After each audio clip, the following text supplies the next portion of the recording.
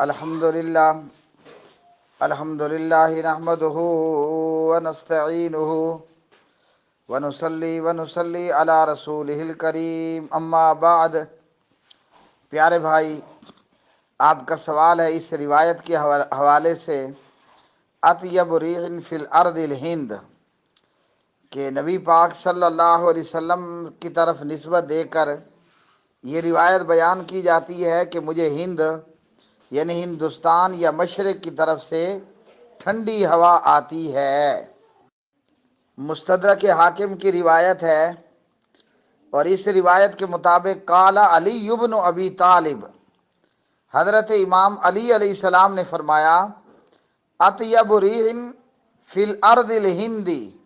اہبط بہا آدم علیہ السلام، کہ جناب علی فرماتے ہیں سب سے بہترین ہوا سرزمین ہندوستان میں ہے۔ جناب آدم علیہ السلام کو ہندوستان میں ہی اتارا گیا، یعنی آسمان سے، اور آپ نے وہاں جنت کا خوشبو پودا لگا دیا۔ اور اسی طرح امام حاکم مستدرک حاکم میں عبداللہ بن عباس رضی اللہ تعالی عنہما کا قول لے کر آئے کہ آدم علیہ السلام کو سب سے پہلے ہندوستان میں اتارا گیا۔ یہ دونوں موقوفاً ہیں، یعنی حضرت علی کا قول ہے اور دوسرا قول جناب ابن عباس کا ہے۔ اور امام المفسرین امام ابن کثیر رحمۃ اللہ علیہ تفسیر ابن کثیر میں فرماتے ہیں کہ مفسرین نے بہت سارے اقوال ذکر کیے ہیں آدم نبی اللہ علیہ السلام کہاں پر اترے، یعنی جب اللہ نے آدم علیہ السلام کو اور حوا علیہ السلام کو کہا کہ دونوں اب آسمان سے اتر جاؤ۔ امام ابن کثیر رحمۃ اللہ علیہ فرماتے ہیں کہ ان روایات کا مخرج بنی اسرائیل کی روایتیں ہیں، یعنی اسرائیلی روایات ہیں، اور ان روایات کی صحت کا علم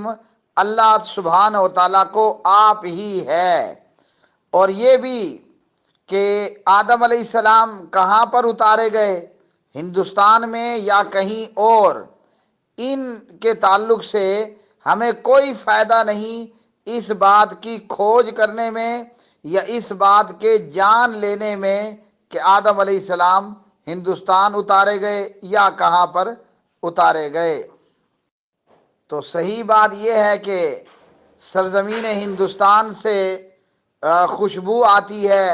یا وہاں کی ہوا بہترین ہوا ہے، یہ بنی اسرائیلی روایات ہیں۔ صحیح روایت سنن نسائی کے اندر حسن درجے کی، جسے علامہ البانی رحمہ اللہ نے حسن کہا، جس حدیث میں ہے کہ نبی پاک علیہ السلام نے فرمایا، اصابتان من امتی احرزہم اللہ من النار، اللہ نے میری امت کی دو جماعتوں کو جہنم سے بچا لیا ہے۔ ایک وہ جماعت جو غزوہ ہند برپا کرے گی، ہندوستان کے ہندو سے لڑے گی، ہندوستان کے بت پوجا کرنے والے سے لڑائی لڑے گی، اور دوسری وہ جماعت